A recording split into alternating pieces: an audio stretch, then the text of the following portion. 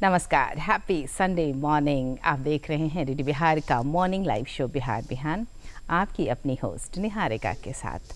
हम सभी को इंतज़ार रहता है संडे मॉर्निंग का, क्योंकि हम सभी जानते हैं कि सप्ताह के 7 दिन तो हमारी मुलाकात, बाकी जो दिन होते हैं हमारी मुलाकात होती है हमारे काम से, पर ये जो संडे का दिन होता है ना, इतवार का दिन होता है, उस दिन हमारी मुलाकात होती है अपने आप से। थोड़े सुकून के पल गुजारते हैं हम, अच्छा लगता है। इसीलिए तो हम सभी को इंतज़ार रहता है संडे मॉर्निंग का। तो चलिए संडे मॉर्निंग की एक अच्छी सी शुरुआत करते हैं और कुछ काम की बातें भी करते हैं।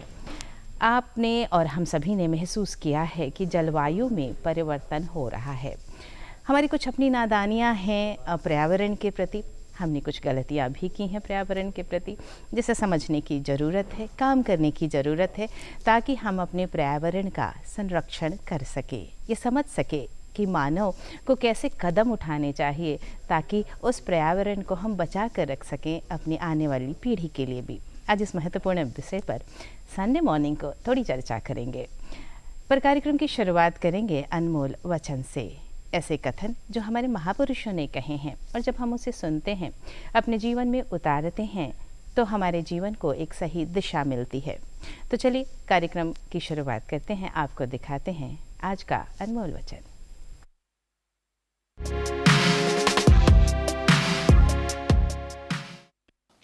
उठो, जागो और तब तक मत रुको जब तक लक्ष्य की प्राप्ति ना हो जाए। आज हमने कार्यक्रम में आमंत्रित किया है एक प्राध्यापक को। आपने पीएचडी किया है जियोलॉजी में और संप्रति आप पटना विश्वविद्यालय में जियोलॉजी डिपार्टमेंट में प्राध्यापक का कार्य करते हैं। आपको बताते चलूँ कि इसके साथ ही आप राज्य पर्यावरण प्रभाव आकलन प्राधिकरण के अध्यक्ष भी हैं और साथ ही आप यूजीसी के एचआरडी सेंटर के डायरेक्टर भी हैं। तो चलिए कार्यक्रम में स्वागत करिए हमारे आज के विशेष मेहमान प्रोफेसर अतुल आदित्य पांडे जी का। सर, बेहद अभिनंदन, स्वागत है आपका। एक शिक्षक से मुलाकात, एक अलग अनुभव। शुरुआत करूंगी आपके विषय से। जियोलॉजी की पढ़ाई करना, एक कनेक्शन की ज़रूरत शायद मुझे लगता है होती है, क्योंकि ये विषय हमारे पर्यावरण से हमें जोड़ता है, हमारे भूगर्भ से हमें जोड़ता है। कैसे सोचा मुझे इस विषय में ही अध्ययन करना है, और साथ ही प्राध्यापन का जो ये काम आपने शुरू किया, इसकी कहानी यहाँ से शुरुआत करूँगी। बहुत बहुत धन्यवाद जी। सबसे पहले तो मैं ये बताना चाहूँगा कि कोई भी एक विज्ञान का जो विद्यार्थी होता है, वो खुद और उसके अभिभावक सभी ये चाहते हैं कि विज्ञान का विद्यार्थी या तो इंटरमीडिएट के बाद वो इंजीनियरिंग की पढ़ाई करे या फिर वो चिकित्सा की पढ़ाई करे। अमूमन खास करके हमारे प्रदेश में इस पे महत्व ज़्यादा है जी। लेकिन जब मैं याद करता हूँ तो पटना विश्वविद्यालय के पटना साइंस कॉलेज में इंटरमीडिएट करने के पश्चात हमारे परिसर में भूगर्भ शास्त्र विभाग हुआ करता था और हम लोग इंटरमीडिएट के छात्र होने के नाते उस विभाग में आना जाना तो नहीं होता था, लेकिन एक मन में कौतूहल रहता था कि आखिर इस विभाग में क्या होता है। अच्छा। अपने वरिष्ठ लोगों से बातचीत करने के बाद ये जानकारी मिली कि ये एक ऐसा विषय है जिसमें हम पूरे पृथ्वी के विषय में पढ़ते हैं और पृथ्वी के विज्ञान को जानने के लिए हमें physics, chemistry, mathematics, biology, statistics, computer science, सभी विषयों के मार्फत हमें पृथ्वी के विज्ञान को जानना है।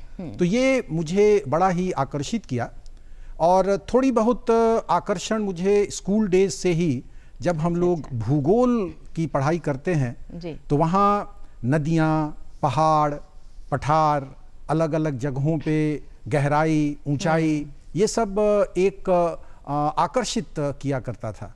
तो जब मुझे लगा कि इस विषय में हम पूरे पृथ्वी को विज्ञान के मार्फत जानेंगे तो मेरी अभिरुचि उसमें कुछ और बन गई और फिर आगे का सफ़र वहीं से तय हो गया। जी जी, जैसा कि आपने कहा कि आप आकर्षित हुए इस बात से कि आखिर इस भूगर्भ विज्ञान में पढ़ाई किस बात की होती है।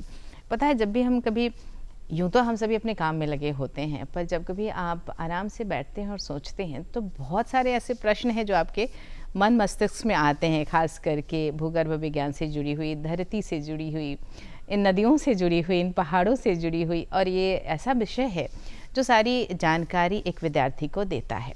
तो यहाँ से शुरुआत हुई आपकी पढ़ाई लिखाई की। इसके साथ ही जो प्रोफेशन चुना आपने वो प्राध्यापन का चुना, क्या इसकी भी कोई कहानी है?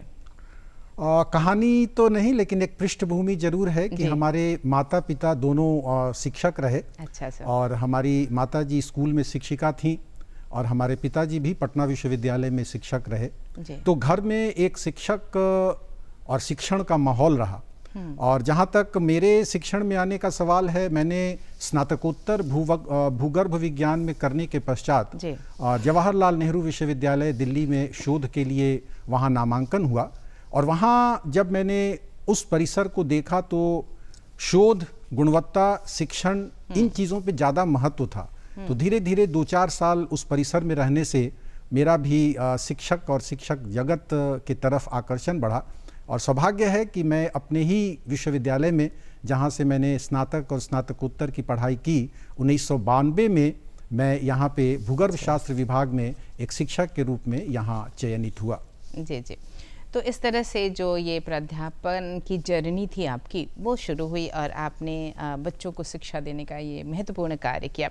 आपने जिक्र किया अपने JNU के दौरान जब आपने पढ़ाई करी थी, आपने MPhil किया वहाँ से, और साथ ही आपने जो हिमालयाज़ हैं उनके ग्लेशियर्स पे भी काम किया।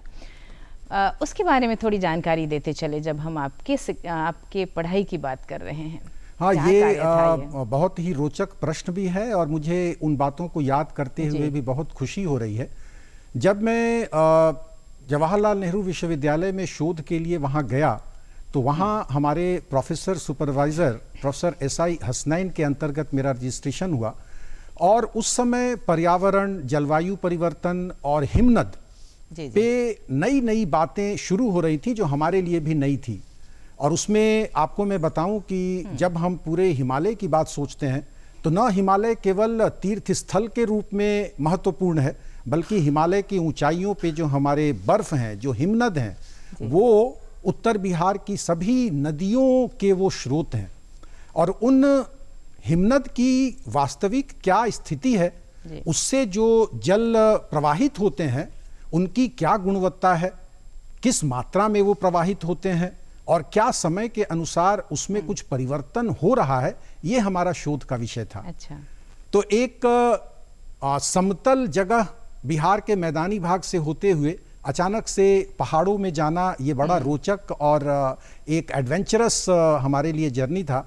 और मुझे बड़ा आनंद आता है उन बातों को सोचते हुए कि मैंने गढ़वाल और कुमाऊं के जो हिमालय हैं, वहाँ छोटे बड़े जो भी हमारे ग्लेशियर्स हैं, गंगोत्री, पिंडारी, कफनी, खतलिंग, इन ग्लेशियर्स पे घूमने का मौका मिला। और हम लोगों ने शुरुआत में ये जानने का प्रयास किया कि हिमालय से जो हिमनद से निकलने वाले जो जल हैं उनकी गुणवत्ता क्या है और नदियों में उसका क्या प्रभाव है, और पूरे वर्ष समय के अनुसार वो किस प्रकार उन नदियों को सपोर्ट करते हैं। तो ये हमारा विषय था। और आगे चल के आज तो हम लोग जब जलवायु परिवर्तन वैश्विक रूप में सभी लोग इसके लिए चिंतित हैं, वहाँ हिमनद चूंकि जलवायु परिवर्तन से सबसे ज़्यादा प्रभावित होता है। थोड़े से तापमान में वृद्धि से एक बड़े बर्फ के पिघलने की बात होती है। तो हम लोग भारतवर्ष में और सभी जगहों पे भी हिमनद का अध्ययन जलवायु परिवर्तन के लिए बहुत ही महत्वपूर्ण है। तो हम आज से 20 वर्ष 25 वर्ष पहले की बात कर रहे हैं जहाँ पे इसकी शुरुआत हुई थी, और अब उसका रूप पूरे समाज के सामने हम लोग देख रहे हैं कि किस प्रकार जलवायु परिवर्तन हमारे जल स्रोत को प्रभावित कर रहे हैं। बिल्कुल, और इस पर सतर्क होने की भी बड़ी ज़रूरत है। और जैसे कि आपने बताया कि जब आप हिमालय के ग्लेशियर्स पर आपने अध्ययन किया तो ये आपके लिए एक रोचक अनुभव भी रहा, और बहुत कुछ आपने देखा भी कि किस तरह से ये जो हमारी पारिस्थितिकी है वहाँ इनकी भूमिका कैसे है, कैसे जो है जो हमारी नदियाँ हैं उन पर पानी आता है, और कहाँ सोचने की ज़रूरत है कि अगर हम ग्लोबल वार्मिंग के प्रति सतर्क नहीं होते हैं तो ये ग्लेशियर्स हमारे लिए समस्या भी पैदा हो सकता है। एक और जानकारी आपसे जानना चाहूँगी, क्योंकि मैंने अपने दर्शकों को बताया कि आप प्राध्यापक तो हैं ही, इसके अलावा आप state environment impact assessment authority के चेयरमैन भी हैं। जी। क्या दायित्व है आपका इस पद पर? मैंने राज्य पर्यावरण निर्धारण जो असेसमेंट अथॉरिटी है उसमें 2021 में भारत सरकार के वन पर्यावरण एवं जलवायु परिवर्तन विभाग के द्वारा उसकी अधिसूचना हुई और भारतवर्ष के सभी राज्यों में ये एक स्वायत्त इकाई है जो उस राज्य में जो भी विकास के कार्य हो रहे हैं या खनन के कार्य हो रहे हैं उनके पर्यावरण के संदर्भ में उनका आकलन करती है और पर्यावरण को वो किस प्रकार प्रभावित करेगा उसका एक अध्ययन होता है और उन सभी चीज़ों को देखते हुए हम लोग एक इन्वायरमेंटल क्लियरेंस उस प्रोजेक्ट्स को देते हैं। ओके जी। तो बिहार में खास करके हमारा ये जो प्राधिकरण है, अभी जैसे बिहार में नदियों का जाल है और यहाँ पे आर्थिक विकास के लिए नदियों से जो बालू खनन होता है उसको हम लोगों को काफ़ी महत्व देना पड़ता है। अच्छा। तो नदियों से जब हम बालू खनन करते हैं तो बालू खनन कहाँ किया जाएगा, कितनी गहराई तक किया जाएगा, उसकी पर्यावरण के ऊपर क्या प्रभाव होगा, उन सभी चीज़ों को अध्ययन करने के बाद हम लोग उसकी पर्यावरणीय स्वीकृति देते हैं। जी। उसी प्रकार कोई विकास का अगर कार्यक्रम हो रहा है, कहीं पुल बनने हैं, कहीं बड़े संरचनाएं बनने हैं, कहीं बहुत बड़े आधारभूत संरचना बननी है, तो उसमें भी जो भी हमारे पास प्रोजेक्ट्स आते हैं तो उसमें हम ये देखते हैं कि उससे भूगर्भ भूमिगत जल का कितना दोहन होगा, उसके निर्माण के समय वायु में प्रदूषण क्या हो सकता है जी। और उसके साथ साथ आसपास जो वहाँ पे वेजिटेशन है उनके द्वारा क्या प्रभाव किया जाएगा, वहाँ अगर आसपास की आबादी है तो वहाँ पर पर्यावरण के प्रभाव से उन पे कितना प्रभाव होगा और सभी चीज़ों का संतुलन बना करके हम उन्हें निर्देशित करते हैं कि ये कार्य किया तो जाना है लेकिन इन चीज़ों का आपको विशेष ध्यान रखना है, खास करके जल, वायु, ध्वनि इत्यादि, वेजिटेशन, इन चीज़ों के देखते हुए। आपने भूमिगत जल के बारे में जिक्र किया, तो अगर मैं बिहार में इसके बारे में चर्चा करूँ तो कई सारे ऐसे पदार्थ हैं हमारे यहाँ भूमिगत जल में, जैसे आर्सेनिक, फ्लोराइड, जो हमारे लिए समस्या भी बन रहे हैं। थोड़ी विस्तार से जानकारी चाहूँगी अपने दर्शकों के लिए। ये बहुत ही महत्वपूर्ण प्रश्न है बिहार के संदर्भ में जब हम भूमिगत जल की बात करते हैं। वैसे तो बिहार के भौगोलिक और भूवैज्ञानिक जब हम पारिस्थितिकी को देखते हैं तो हम सभी जानते हैं कि बिहार को गंगा नदी दो भागों में विभक्त करती है और उत्तर बिहार और दक्षिण बिहार के अलग अलग इलाके हैं। नदियों के जाल होने से भूमिगत जल बिहार में प्रचुर मात्रा में उपलब्ध तो है, लेकिन विगत वर्षों में जिस प्रकार से आबादी बढ़ी है, जिस प्रकार से हमने कृषि में जल के उपयोग को बढ़ाया है, जिस प्रकार उद्योग के लिए जल की आवश्यकता आ पड़ी है, तो अब एक ऐसा समय आ गया है जब हम सभी भूमिगत जल हो या सतह के जल हो उसके लिए चिंतित हैं। बिहार में आए दिनों समाचार पत्रों में और हम लोगों के अध्ययन में भी हम लोगों ने देखा है कि बिहार के कुछ खास ऐसे भौगोलिक क्षेत्र हैं जहाँ पे जल की गुणवत्ता काफ़ी प्रभावित हुई है और उसके आसपास के लोग, आबादी उससे बहुत ही प्रभावित हुए हैं और कई प्रकार के स्वास्थ्य के विकार उनके साथ हो रहे हैं। आपने बिल्कुल सही कहा कि बिहार में आर्सेनिक की मात्रा भूमिगत जल में कुछ खास इलाकों में काफ़ी अधिक पाए गए हैं।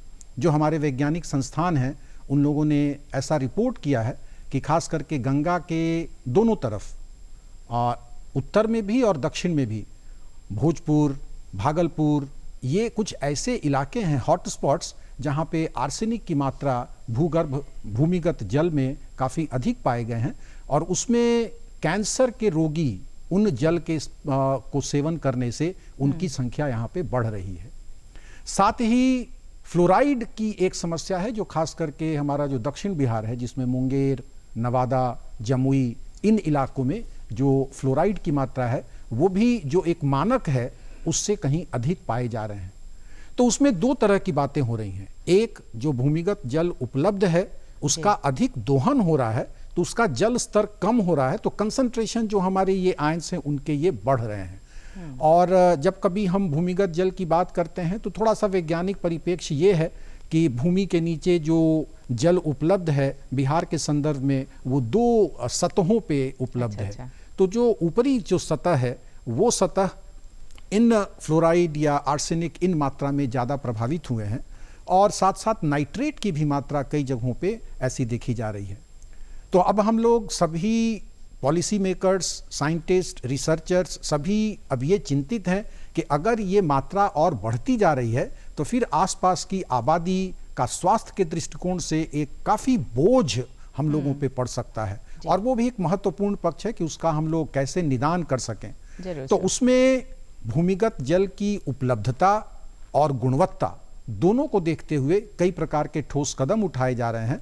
और उसमें जैसे आजकल हम लोग आर्टिफिशियल रिचार्ज, किस प्रकार हम भूमिगत जल की गुणवत्ता को सुधार सकते हैं, उसमें आर्टिफिशियल रिचार्ज करके रेन वाटर हार्वेस्टिंग, तो ये सब तकनीक ऐसे हैं।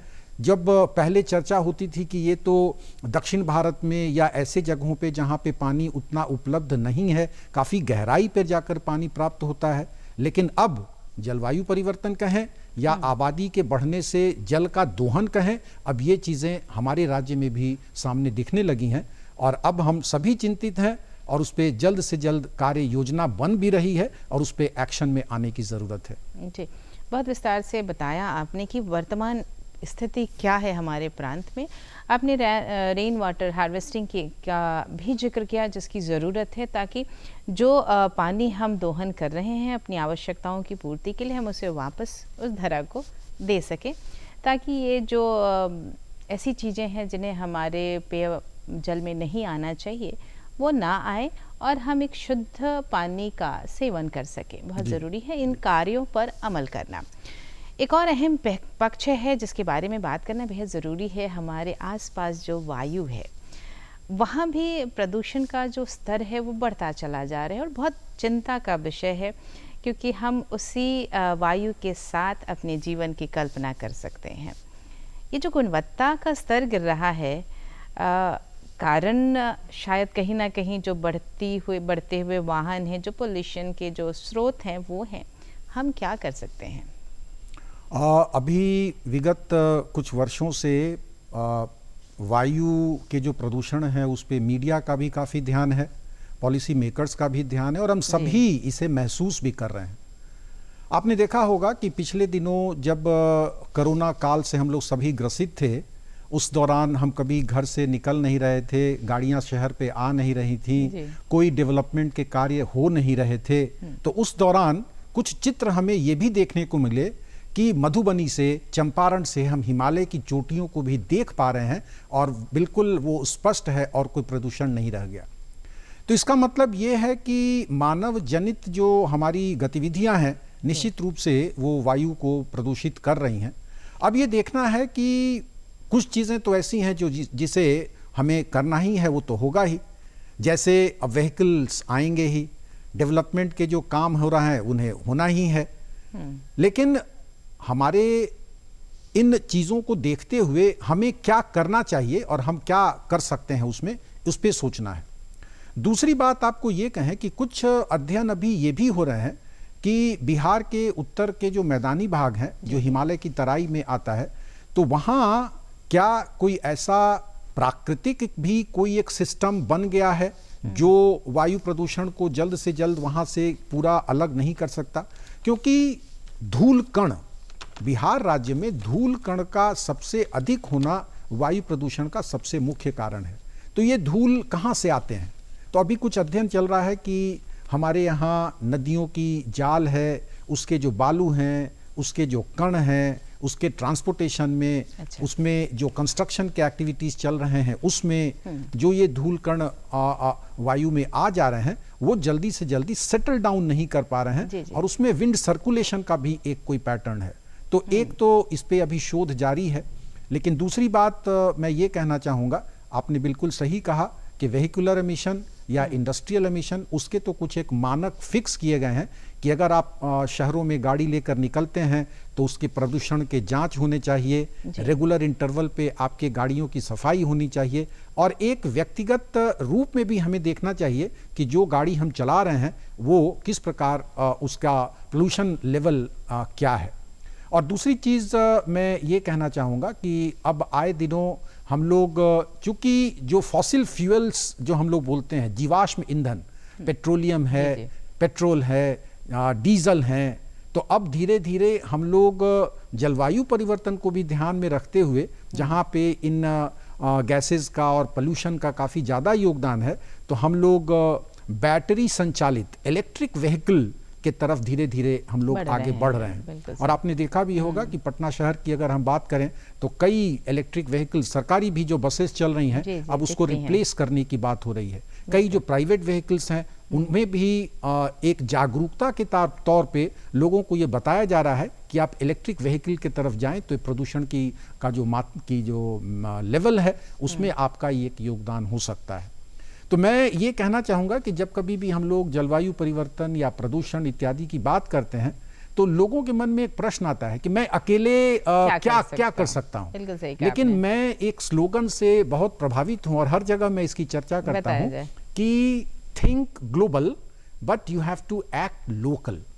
आप वैश्विक परिदृश्य में इन प्रदूषणों को देखें, लेकिन उसमें आपकी क्या भागीदारी हो सकती है वो आपको व्यक्तिगत देखना है।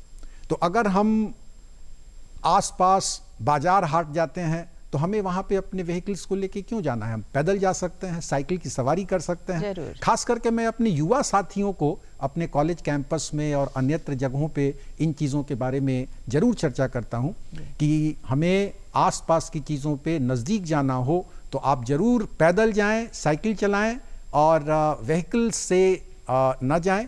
दूसरी चीज़, जो हम ईंधन और ऊर्जा की खपत करते हैं वहाँ भी हमारा योगदान होना चाहिए। एसी बेवजह न चलाएं, घरों में पंखे बत्ती बेवजह हम ऑन करके न रखें, जल को जो नल है उसमें देखें कि पानी को बर्बाद बेवजह न करें। तो ये छोटी छोटी कुछ ऐसी चीज़ें हैं जो आप कहीं ना कहीं ग्लोबल वार्मिंग, प्रदूषण इत्यादि सभी जगहों पे आपकी भागीदारी होती है। विज्ञान क्या बताता है, क्या जानकारियाँ देता है, इसके अलावा जो जलवायु परिवर्तन हो रहे हैं वहाँ कैसे प्रयास किए जाने चाहिए, हमारे स्तर पर पॉलिसीज़ क्या काम कर रही हैं।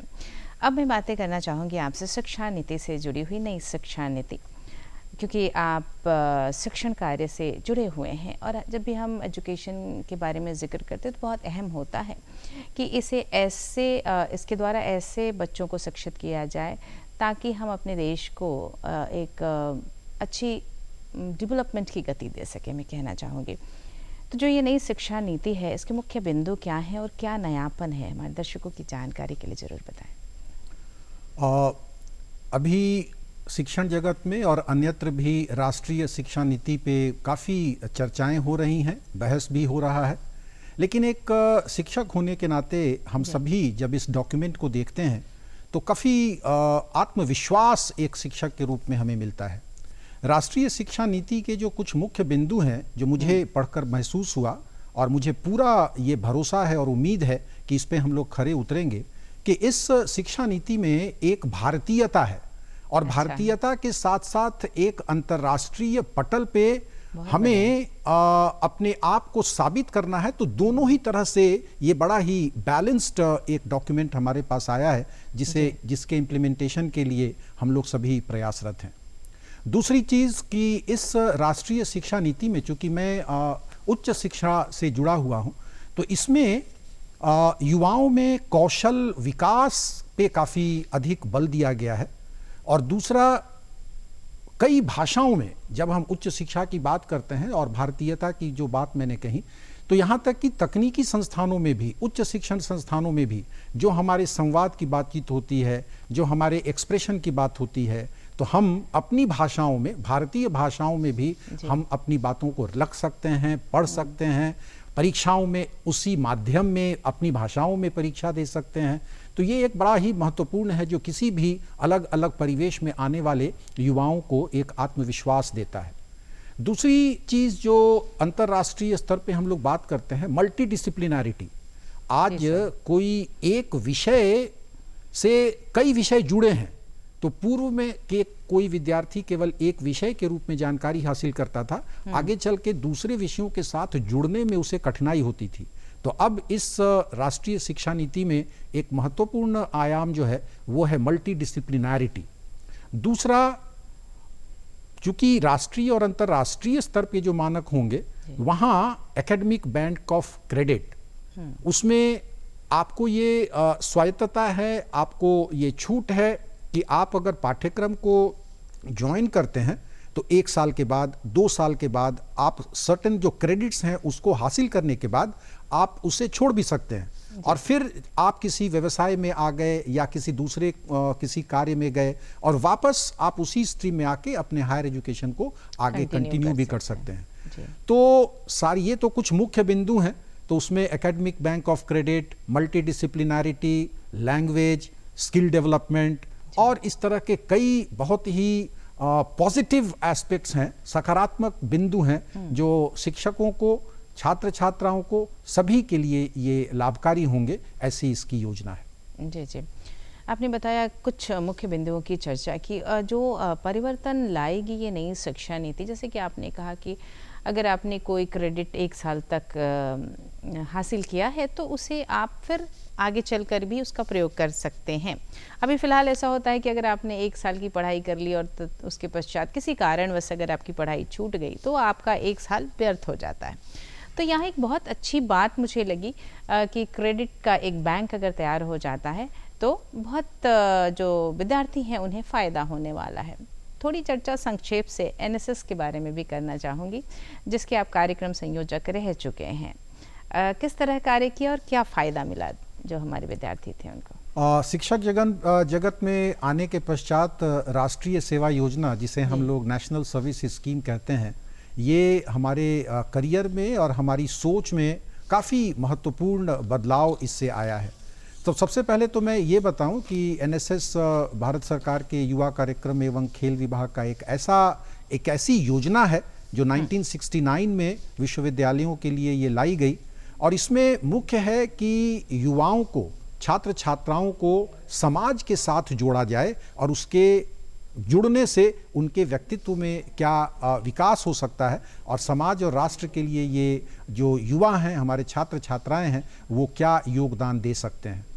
तो राष्ट्रीय सेवा योजना या एनएसएस में हम लोग डिजास्टर मैनेजमेंट, लिटरेसी, जल प्रबंधन, पर्यावरण संरक्षण, इस तरह के स्वास्थ्य के दृष्टिकोण से जो भी महत्वपूर्ण कार्य हैं हमने विद्यार्थियों के साथ किया, और from campus to the community. तो विद्यार्थीगण अपने कैंपस से निकलकर कम्युनिटी में जाते हैं, गांव में जाते हैं, स्लम्स में जाते हैं और अपनी जानकारी से वहाँ के लोगों को जागरूक करते हैं और उनसे भी सीखते हैं कि वहाँ क्या आवश्यकता है।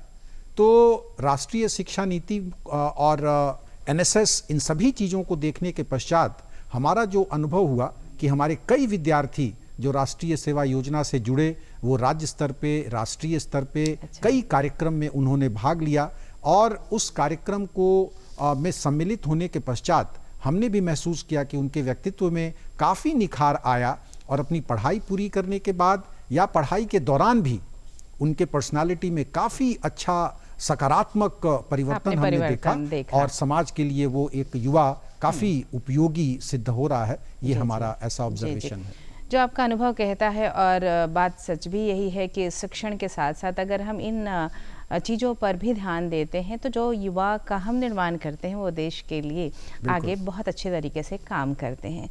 इतनी बहुमूल्य जानकारी देने के लिए सर आपका बहुत बहुत धन्यवाद। आज कार्यक्रम में शरीक होने के लिए बहुत बहुत हार्दिक धन्यवाद आपका। नमस्कार।